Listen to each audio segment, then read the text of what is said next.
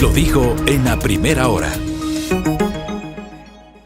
Muy bien, 6:36. Gracias a nuestra enorme audiencia que ya está conectada a esta hora a través de nuestras plataformas digitales, tanto en Facebook Live cuanto en nuestro canal de YouTube. En Facebook somos Radio Sonorama, no se olviden, esa es nuestra fanpage. En YouTube somos Sonorama TV. Y también saludamos a nuestra inmensa audiencia que nos escucha por la tradicional señal de radio en todo el territorio continental ecuatoriano. Gracias por aquello. Bueno, 6:36 en la mañana. Sin lugar a dudas, querida audiencia, la noticia de estas horas tiene que ver con los episodios en torno a la situación del ex vicepresidente de la República, Jorge Glas Espinel, que amerita comentarla desde múltiples aristas, pero me anticipo, a riesgo de decepcionar a muchos. Si están esperando que de este periodista se emitan opiniones jurídicas sobre el tema, esperen sentados porque no lo voy a hacer. No me corresponde hacerlo. Primero, no soy abogado, no soy juez, no soy fiscal, soy periodista, analizo los hechos en el legítimo ejercicio de la libertad de expresión y de opinión. Les voy a emitir mi opinión sobre los episodios ocurridos el fin de semana, pero no voy a abordar el fondo del tema jurídico, porque para eso están los abogados. Y yo quiero que ustedes noten una cosa. Incluso entre los abogados hay diferencias conceptuales sobre la manera como se emitió y se ejecutó el habeas corpus que permitió la excarcelación del ex vicepresidente Jorge Glas. Entre los propios abogados, incluso abogados que no tienen nada que ver ni con el correísmo ni con el anticorreísmo, han tratado de circunscribir desde su propio conocimiento y separar las cosas. Pablo Encalada es uno de ellos, por ejemplo, y Pablo Encalada cuestiona, tiene algunas preguntas sobre el habeas corpus, pero señala que Glas debió haber recibido algunos beneficios penitenciarios anteriormente en función justamente del tiempo que ha permanecido privado de la libertad, pero además porque hubo la emisión de unas medidas cautelares por parte de la Comisión Interamericana de los Derechos Humanos que no fueron respetadas en el Ecuador. Pero aquí está claro que hay posiciones contrapuestas entre los propios abogados, que tienen sus propias interpretaciones. Por ende, no esperen que de parte de uno, que no es abogado, que no conoce a fondo los temas jurídicos, yo no he estudiado el derecho, sí hay gente que lo ha hecho. Hay gente que se ha preparado, que tiene maestrías, que tiene posgrados, que son PhDs, e inclusive ellos discrepan sobre la forma como se manejó el habeas corpus. Pero hay una serie de hechos para comentar por qué este termina siendo un hecho político. Sí, se origina en un tema jurídico, sí, pero termina convirtiéndose en un hecho político por todo lo que ha estado girando en torno a la situación del ex vicepresidente de la República, Jorge Glas Espinel, quien ayer recuperó su libertad. Pero ojo, pongamos la toma de lo que el ex vicepresidente abandona la cárcel de Cotopaxi para nuestra audiencia que nos sigue a través de los medios digitales. El ex vicepresidente, luego de más de 1.600 días, como bien decía la nota de Gabriela Murgueitio, que publicamos hace minutos, logró salir y lo hizo así. Desde la cárcel de Cotopaxi, esta salida y este hecho, querida audiencia, y es importante que ustedes tengan claridad sobre ello.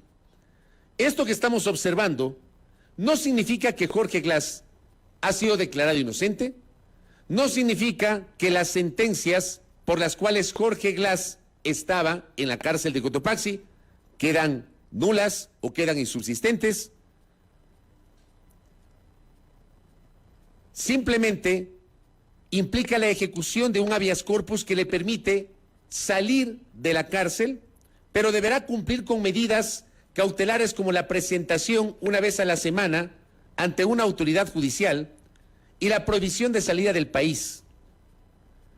Además, gracias don Robert, para los de siempre, para los sufridores de siempre, perdón que lo diga de esta manera, pero por lo menos abran la Constitución o lean, antes de comentar y de publicar cualquier tontería en las redes sobre todo. El ingeniero Jorge Glas no puede ser candidato. Porque ya he leído que alguna gente dice, bueno, y con esto, y luego la caravana que se fue a Guayaquil, que no sé qué, Glass se allana su candidatura. El ingeniero Jorge Glass no puede ser candidato, porque le suspendieron sus derechos políticos. Ni siquiera recibe pensión vitalicia. No tiene posibilidad de ser candidato a ningún cargo de elección popular. Entonces, eso de tratar de posicionar por parte de algunos, incluso gente que uno entiende que lee, que sabe, pero es la intención de echarle más candela al fuego publicando cualquier cosa, más leña al fuego, perdón, publicando cualquier cosa, señalando que con esto no le sorprenda que Glass va a ser candidato a la presidencia de la República. No puede ser candidato. No se ha extinguido la pena del ingeniero Glass. El ingeniero Glass carece de derechos políticos. El ingeniero Glass no puede trabajar en el sector público. Les cuento. Y sobre el ingeniero Glass, además, hay una sentencia que todavía no está en firme. El ingeniero Jorge Glass Espinel está cumpliendo 2 sentencias. La una por asociación ilícita, por el caso de Brecht, y la otra por cohecho, por el caso Sobornos. Y hay una sentencia que está, digamos, fue emitida y todavía no ha cumplido con el agotamiento de todos los recursos, que esa sentencia todavía está en suspenso. Entonces, para la gente que dice o que opina cualquier tontería, por Dios, abran la Constitución o por lo menos lean para que debatan con algo de criterio y algo de rigor. ¿Ya? De todas maneras, este termina siendo un hecho político. Porque Jorge Glass y la figura de Jorge Glass se convirtió justamente en el buque insignia del sector político de la Revolución Ciudadana, que justamente ha hablado de la persecución, ha hablado de que fue sentenciado sin que se haya comprobado el cometimiento de los delitos, etcétera, etcétera, etcétera. Glass ayer abandona la cárcel y se traslada a la ciudad de Guayaquil. Y ese es un extracto de su intervención ayer en el puerto principal. Escuchemos, don Robert. Metros. 2 años llevo sin caminar, sin salir de mi celda, solamente por las amenazas de muerte, solamente saliendo los miércoles al economato para comprar agua y otras cosas. Han sido 2 años. Me ha pasado factura en mi salud. Han quebrado mi salud. Han quebrado mi economía. Modesta, dejarme en la calle. Pero no importa. Persiguieron también a mi familia. La persecución fue descarnada y total. Pero déjenme decirles algo. Nunca quebraron mi espíritu. Yo aquí estoy con ustedes.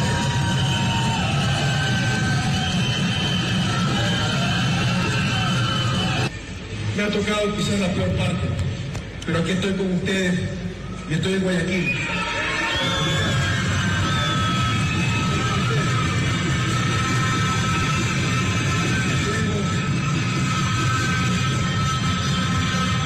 Tengo mucho que recuperar en lo personal. Insisto, el costo ha sido muy alto.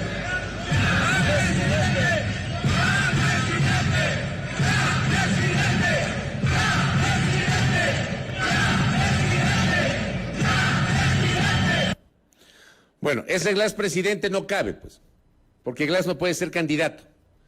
Pero esta fue la reacción del ex vicepresidente de la República a su llegada a la ciudad de Guayaquil.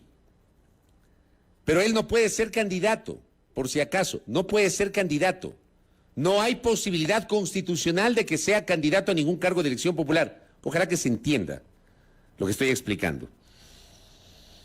Y hubo una reacción del gobierno, porque así como acabamos de escuchar a Glass, vimos la imagen de su salida, vimos justamente un extracto de su intervención ayer en la ciudad de Guayaquil, hubo una reacción del gobierno anoche por parte del ministro de esa cartera de Estado, Francisco Jiménez. ¿Qué dijo el señor Jiménez? Ecuatorianos, hemos vivido bajo la sombra de los hechos sucedidos durante los últimos 15 años. Las fracturas heredadas de odio, corrupción, y vendetas políticas, jurídicas y sociales no dejan de presionar la memoria de un país que quiere salir adelante. El día de ayer vivimos otro incidente bochornoso en donde un juez de la parroquia Manglar Alto decidió aceptar una medida constitucional y dejar en libertad a Jorge Glass, sobre el cual pesan 2 sentencias condenatorias y que además tiene otro proceso en marcha sobre el cual deberá responder. Este gobierno rechaza categóricamente la decisión del juez en el caso Glass y por eso dimos inmediatamente la disposición al SNAI para que interpongan los recursos jurídicos correspondientes y que la justicia actúe también en el ámbito de sus competencias. Con la corrupción no se tranza, con la justicia no se juega. Es indignante ver cómo jueces utilizan el recurso de habeas corpus para favorecer a todo tipo de delincuentes. Entendemos y compartimos la indignación que estos hechos han provocado en la opinión pública. Sin embargo, el respeto a las instituciones en democracia debe prevalecer. Y por eso el gobierno del encuentro no va a meter sus manos en la justicia, como sí lo hicieron quienes nos precedieron. Vamos a agotar todos los recursos que la ley nos permita. Esa es nuestra convicción. Esos son nuestros principios. El Ecuador no puede estar siempre entre la democracia y la barbarie, entre el odio y el progreso. Tiene que optar por la democracia y tiene que concentrarse en lograr el progreso para todos. El gobierno del presidente Lasso fue electo para hacer respetar el Estado de Derecho, sin temor ni favor con persona alguna, y vamos a caminar con firmeza y serenidad hacia el futuro, buscando solucionar los problemas fundamentales de los ecuatorianos. Que Dios bendiga al Ecuador. Bueno, esta es la declaración del ministro, que, digamos, yo leo entre líneas y tiene algunas contradicciones. Por un lado habla de la independencia de las funciones del Estado y por otra parte dice que el presidente Lasso hará respetar el Estado de Derecho. No sé si de la manera como lo dice el ministro uno puede creer que hay una contradicción. Ahora, el presidente de la República y el gobierno tienen la obligación de respetar y hacer respetar el Estado de Derecho en el ámbito de sus competencias, porque se supone que hay separación de funciones. Y aquí viene el kit del asunto, y aquí viene el fondo de lo que quiero comentar con ustedes. Porque más allá de todas las pasiones que se han abierto, que se han generado, de todo lo que se dice, en un país civilizado, con instituciones sólidas, fuertes, que no es el caso del Ecuador, ¿eh? Estoy hablando de un país ideal, que no es el Ecuador. Civilizado, donde se respete la opinión ajena, donde el debate sea de altura, donde confiemos en las instituciones, donde tengamos autoridades titulares que sabemos que fueron elegidas y que confiamos en que su elección fue transparente, donde hay una administración de justicia que efectivamente a todos nos mira con la misma vara, que se encargue de procesar los delitos sin temor ni favor, que es una frase típica de nuestras autoridades, que solamente lo dicen de dientes para afuera porque en la práctica lo hacen de otra manera. En un país que cumpla con estos protocolos, esto no debería llamar la atención, porque uno debería entender que si un juez emitió un habeas corpus, ha de ser por algo. Si es que hay cuestionamientos a que supuestamente se han violado derechos constitucionales de un privado de libertad, y ese privado de libertad recibe un beneficio penitenciario por la vía de un recurso constitucional, uno debería creer que está bien. Pero ese no es el caso del Ecuador, en donde lamentablemente, como estamos tan polarizados, entonces el anticorreísmo resulta que habla de que sí, que ha ganado la mafia, que ha ganado la corrupción, que el juez ha sido correísta, que no sé qué, que no sé cuánto. Y el correísmo, en cambio, que se ha hecho en derecho, que no sé qué, que hay un juez que hizo respetar la ley, que por aquí. Ese es el Ecuador que tenemos. Pero yo voy a hacer preguntas que hice en el Twitter y por las cuales de lado y lado me cayeron. Porque creen que un periodista tiene que tomar partido en temas jurídicos, como que uno fuera juez o que fuera fiscal. Yo al menos no lo voy a hacer. Si lo hacen otros colegas, están en su derecho. Yo no lo voy a hacer. Pero hice preguntas obvias este fin de semana. Y la pregunta que se cae de Maduro, querida audiencia, es si este episodio que acabamos de ver, que se tradujo en un habeas corpus concedido un sábado 9 de abril, que se concretó en la excarcelación de un privado de libertad un domingo 10 de abril, si este hecho tiene algo que ver con los episodios de noviembre pasado, cuando no se aprobó, pero tampoco se negó el proyecto de reforma tributaria, y este entró en vigencia por el Ministerio de la Ley. Y no se trata de una especulación de quien les habla. Revisen ustedes declaraciones de un montón de actores políticos que justamente daban cuenta que detrás de la forma como entró por el Ministerio de la Ley la reforma tributaria en vigencia, hubo un acuerdo político por debajo de la mesa. Y yo les dije a ustedes en noviembre, y hoy les ratifico, en este país alguna vez la clase política debería acostumbrarse a transparentar los acuerdos y los pactos. ¿Por qué siempre pactan por debajo de la mesa? ¿Por qué siempre lo hacen tras bastidores? ¿Por qué ante los ojos de la opinión pública dicen una cosa, pero por debajo de la mesa hacen otra? Porque esa ha sido la tragedia de este país, de estos 42 años de vida democrática. Casi 43. Entonces la pregunta obvia es, la excarcelación del ex vicepresidente de la República, Jorge Glass, que no puede ser candidato, que no ha sido declarado inocente, que su pena no se ha extinguido, pero este episodio tiene algo que ver con lo de noviembre. Y por Dios, no se vayan a poner bravos si se hace esta pregunta. Como esa cuestionable reacción que tuvo el ministro de Defensa con el colega Fausto Yepes en otro medio. No se enojen, contesten.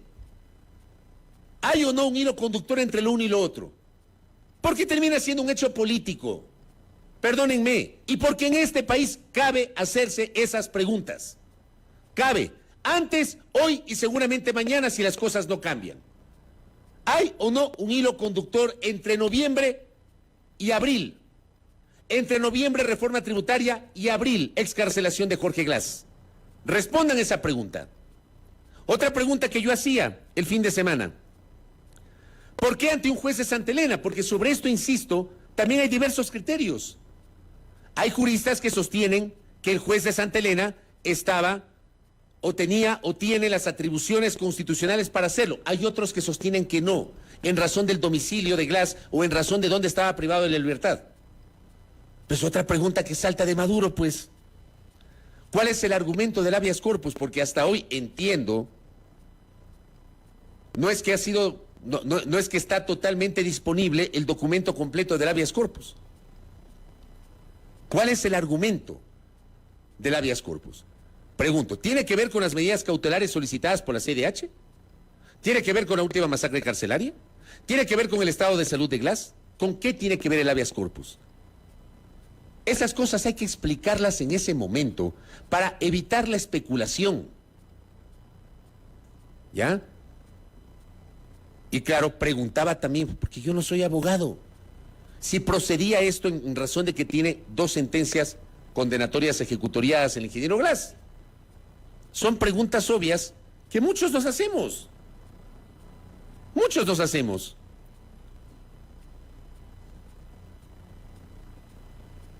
El amigo seguidor de quien les habla y tuitero Tavo André hacía preguntas similares. Preguntaba justamente sobre las razones por las cuales fue sentenciado el ingeniero Glass. Si cometió los actos de corrupción, logró la justicia probarlos y acusarlo bajo adecuado procedimiento, que ese es otro tema que también ha sido discutido. La velocidad con la cual sentenciaron al ex vicepresidente de la República. Esto también ha levantado muchas pasiones. Si efectivamente se probó o no se probó los hechos de corrupción que le atribuyeron al ex vicepresidente de la República. Lo cierto es que él fue sentenciado y estaba cumpliendo una sentencia que estaba ejecutoriada. Y preguntaba, hacía la misma pregunta, una vez excarcelado, ¿hay o no conexión entre este episodio de abril y lo que pasó en noviembre? Son preguntas obvias que uno se hace y que no debería ocurrir, no deberíamos hacernos si este Estado fuese medianamente democrático y medianamente respetuoso del Estado de Derecho. ¿Para qué no se respete el Estado de Derecho? Pues? Y como no se respeta el Estado de Derecho, viene la duda. Y como viene la duda, siempre pensamos mal. Como por ejemplo en la forma como reaccionó el gobierno el último fin de semana. Vamos con la primera reacción del gobierno, Roberto Carlos. ¿Qué hizo el SNAI? La primera reacción del gobierno a través del SNAI el 9 de abril. Este comunicado fue el primerito que emitió el SNAI. En el segundo párrafo, el privado de libertad, refiriéndose a Jorge Glass, ha recibido seguridad y protección dentro del centro, refiriéndose a la cárcel de Cotopaxi, así como en las ocasiones que se movilizó para las respectivas audiencias. Además, informamos que esta entidad brindó atención médica permanente ante la enfermedad preexistente del privado de libertad. De esto poco se habla, de la enfermedad preexistente de Glass. Y más abajo, al ser el SNAI el órgano ejecutor dentro de los centros de privación de la libertad y en estricto respeto a la independencia de funciones, deberá acatar la medida que corresponde a una decisión exclusiva del Poder Judicial. Primer comunicado. El SNAI dice, acato la resolución. Póngame el siguiente comunicado, el del día siguiente. Primero dicen acato, pero al día siguiente se desdicen. Habla de las 2 sentencias condenatorias en el segundo comunicado con fecha 10 de abril. Habla del habeas corpus que ordena su inmediata liberación. Vamos al tercer párrafo. Frente a la decisión del juez, hemos interpuesto un recurso de apelación en el cual nos oponemos a los criterios emitidos por el juez en el caso de habeas corpus, considerando que el SNAI ha realizado las acciones en el marco de protección de derechos del privado de libertad. Sin embargo, en materia constitucional, la apelación no suspende la sentencia. Se solicitará el control disciplinario respectivo al Consejo de la Judicatura y demás entidades competentes en relación con todas las medidas dictadas por el juez en este caso. Gracias, Roberto. Si se dan cuenta, el sábado dicen una cosa y el domingo dicen otra, porque seguramente el sábado no sabían qué decir. Entonces el sábado dijeron, bueno, acatamos. Pero el domingo, acatamos pero apelamos. Pero no se dieron cuenta que se podía apelar. El sábado hubo ese primer comunicado. Ahí tienen una primera lectura de que probablemente no sabían qué hacer o no sabían qué responder ante la opinión pública frente a la sorpresiva emisión del habeas corpus a favor de Jorge Glass. ¿Pero qué sacó la Presidencia de la República? Vamos con el primer comunicado de la Presidencia. Ante la decisión judicial que concede el habeas corpus en favor de Jorge Glass, quien se encuentra cumpliendo 2 sentencias por delitos de cohecho y asociación ilícita, y con el debido respeto por el principio de la independencia de poderes, cuando yo leo esto, no, con el debido respeto al principio de independencia de los poderes, por Dios, más hipocresía en el Ecuador no puede haber. Aquí nadie respeta el Estado de Derecho ni respeta la separación de poderes. Perdónenme. Manifestamos nuestro rechazo y desacuerdo jurídico, así como nuestra preocupación por el abuso de las acciones constitucionales. Comunicado del 9 de abril. Manifestamos nuestra preocupación por el abuso de las acciones constitucionales, rechazo y desacuerdo jurídico. El siguiente comunicado. Pero en la noche se dan cuenta que hay que ser más contundentes. Por orden de la Presidencia de la República y del Ministerio de Gobierno, el SNAI apelará a la decisión del juez de Manglar Alto. Ya cambiaron el tono inclusive, por orden del jefe de Estado. Gracias, don Robert. Me imagino yo que ese comunicado, ese segundo comunicado que acabamos de ver, seguramente fue una respuesta a la furibunda reacción de los detractores de la emisión del habeas corpus a favor del ex vicepresidente de la República, Jorge Glass Espinel. Pero hay un elemento adicional, ahí tienen ustedes las contradicciones, ¿ya? Las contradicciones en el propio gobierno y la forma como reaccionaron inicialmente y luego me imagino yo que las otras reacciones fueron por la fuerza de las circunstancias a partir de la reacción de la opinión pública. Porque lamentablemente en el Ecuador así se gobierna. Así se gobernaba anteriormente y así se gobierna hoy. Con base en las reacciones, monitoreando qué dice la gente en las redes. Ay, la gente está enojada por tal cosa en las redes. Bueno, te saco este comunicado. Ah, la gente dice tal cosa. Bueno, cambiemos, reculemos y vamos por esta. Así es el poder político de este país. Porque están pendientes de las reacciones. No piensan, no reflexionan, no actúan en derecho. Reaccionan con base, a su vez, en las reacciones de la opinión pública. ¿Ya? Pero hay un elemento adicional, lejos de la reacción del gobierno, que todo el mundo se está sacando los ojos, porque hablan de un pacto. ¿Ya? ¿Qué dijeron los socialcristianos ayer? Póngame el comunicado socialcristiano. Comunicado del Partido Social Cristiano. Hablan del pacto entre Guillermo Lasso y Rafael Correa. Todo el mundo habla de pactos. 4 hechos innegables prueban el indiscutible pacto entre el presidente Guillermo Lasso y el expresidente Rafael Correa. Bueno, yo también les quiero recordar a los amigos socialcristianos que ellos impulsaron la elección del presidente Lasso. Pero ahora hablan de pacto del presidente Lasso con el gobierno. Perdón, del presidente Lasso con el correísmo. Dice, impuestos que atentan contra la prosperidad de los ecuatorianos se refieren justamente a la reforma tributaria, que entró en vigencia por el Ministerio de la Ley en esa extraña resolución de noviembre. Amnistías a delincuentes comunes que son inconstitucionales y agravan el problema de la inseguridad ciudadana. Medidas cautelares inconstitucionales para justificar su inacción en la Asamblea Nacional, se refieren a la situación de la presidenta Guadalupe Llori. Libertad para quien cumple condenas por sentencias ejecutoriadas. Un claro toma y daca. Dicen los socialcristianos. Hablan, por ejemplo, grosera interferencia en independencia en las funciones legislativa y judicial, refiriéndose a las medidas cautelares y a la libertad del ingeniero Glass. Todo esto hurtadillas en días feriados, tarde en la noche o temprano en la madrugada, en jurisdicciones impropias y a una velocidad que contrasta con la lentitud de la justicia. Pues yo digo, lamentablemente aquí en el Ecuador la justicia se maneja así, pues en unos casos se tramitan las cosas a una velocidad pero impresionante, y en otras pero una lentitud peor que la tortuga.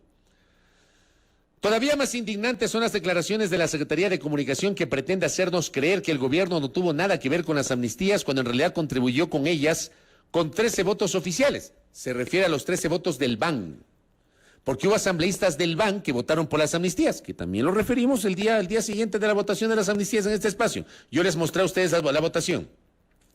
Y como lo hace ahora cuando acata la desvergonzada decisión de un juez de Manglar Alto, dice que en aras del respeto a la independencia y otras funciones del Estado, que en realidad ha violado, como si el pueblo fuera tonto. Ya es hora que nuestros conciudadanos se hagan respetar por cualquier medio lícito y que los asambleístas que mantienen su dignidad luchen por rescatar a una asamblea que la ha perdido. Hay un error ahí tipográfico. Así como que logren sanciones legales y políticas contra los responsables directos e indirectos de las antidemocráticas acciones cometidas. Firman Jaime Nebot Saadi, Alfredo Serrano Valladares y Esteban Torres Cobo. La reacción de los socialcristianos. Los socialcristianos hablan de un maridaje, de un pacto entre Guillermo Lasso y Rafael Correa. ¿Pero qué dice Creo? Pues pongamos el comunicado de Creo. Es que están que se sacan los ojos de estos políticos, pues. A ver. Pacto de toda la vida entre el PSC y el correísmo. Pues que se sacan los ojos, por Dios, qué novela. El Partido Social Cristiano y el correísmo, dice Creo, han estado en una no tan santa alianza por ya 15 años y han votado continuamente de la mano en la Asamblea en los temas más importantes. Esta vergonzosa salida de Jorge Glass de la cárcel es la expresión de este pacto metiendo la mano en la justicia. Sí, existe un pacto. Y es aquel notorio entre el Partido Social Cristiano y el correísmo, aquel pacto de cargos y sentencias a cambio de impunidad de ambas bandas, siempre manteniendo el manejo y la metida de mano a las cortes. Este pacto de toda la vida, te parece el eslogan de la campaña del expresidente Moreno, entre el PSC y el correísmo, ahora a través de un oscuro proceder de un juez de Manglar Alto, permite que Glass salga de la cárcel con artimañas destinadas a mantener impunidad y crear indignación en todo el Ecuador para seguir generando desestabilización, que es lo único que ambas bandas conocen a la perfección. El movimiento Creo rechaza la decisión judicial que concede el habeas corpus a Glass y reiteramos nuestra preocupación por el abuso de las acciones constitucionales. Respaldamos la postura del gobierno de apelar la decisión del juez que excarcela a Glass. Reiteramos nuestro apoyo incondicional al gobierno del presidente Guillermo Lasso, quien ha demostrado con acciones contundentes, trabajo y honestidad que cumple la ley y condena la impunidad. Firman Guido Chiriboga, presidente nacional de Creo, Juan Fernando Flores, coordinador de la bancada del BAN. Pero vean, dice pacto de toda la vida entre el PSC y el correísmo. Se refieren a las dos grupos políticos como bandas. Dice, existe un pacto y es aquel notorio entre el PSC y el correísmo, pactos de cargo y de sentencias a cambio de impunidad de ambas bandas. Gracias. Que alguien explique cómo los señores de Creo se aliaron con la banda social cristiana, como ellos la llaman, para impulsar la candidatura de Lasso a la presidencia. Pues. O sea, yo no lo entiendo. ¿En qué momento los señores de Creo se dieron cuenta que los señores socialcristianos son una banda? Porque cuando eran candidato el señor Lasso y cuando estaban en campaña, caminaban juntos. Nebot participaba en las caravanas con Lasso. ¿O me equivoco? ¿Y en qué momento se dan cuenta que 15 años ha habido este maridaje entre los socialcristianos y el correísmo? Explíqueme eso, porque yo no lo entiendo. Pues que están que se sacan los ojos. Se sacan los ojos. Ya, cada quien se responsabiliza. ¿Se dan cuenta? Cada quien se echa la culpa.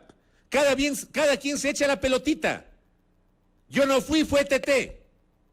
Cada quien se lavan las manos.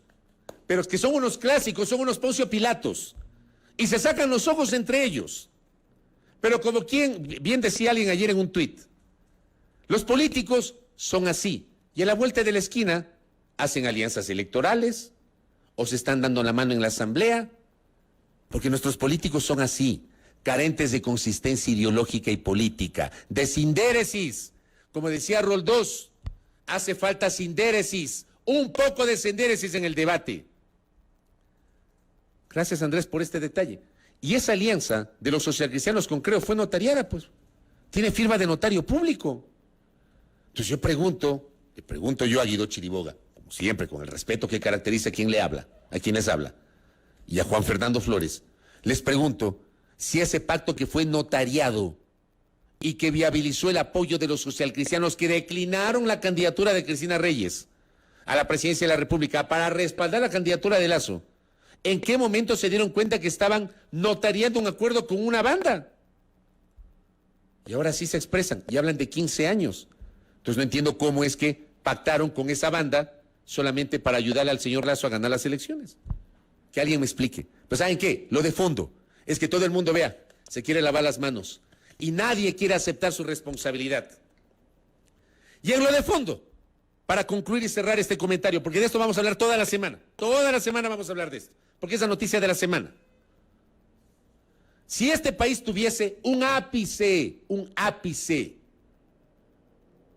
de fortaleza institucional, si aquí por lo menos tuviésemos una luz para creer en la calidad de las decisiones judiciales, no estaríamos debatiendo esto. Creeríamos ilusamente y pensaríamos idealmente de que lo que pasó el sábado y domingo está en el marco de la ley. Pero como no es el país que tenemos, pero sí el país que quisiéramos tener, pero no lo tenemos, y es muy difícil que lo vayamos a tener en el corto plazo, tampoco quiero ser pesimista, pero de esto hemos hablado no sé cuántas décadas, y este país sigue teniendo los mismos problemas. Resulta que hoy tenemos una sociedad polarizada, y todo lo que se comenta se lo asocia y se cree que uno está a favor o en contra de. Ese es el país que tenemos. Les invito a reflexionar y les invito a debatir sobre aquello. Y agradezco la enorme interacción que hemos tenido y la enorme visualización que hemos tenido en esta parte de nuestro comentario aquí en nuestro espacio. Realmente muy honrado por aquello, tanto en YouTube cuanto en Facebook y obviamente la clásica señal de radio. Primera plana. Todas las noticias, todas las voces.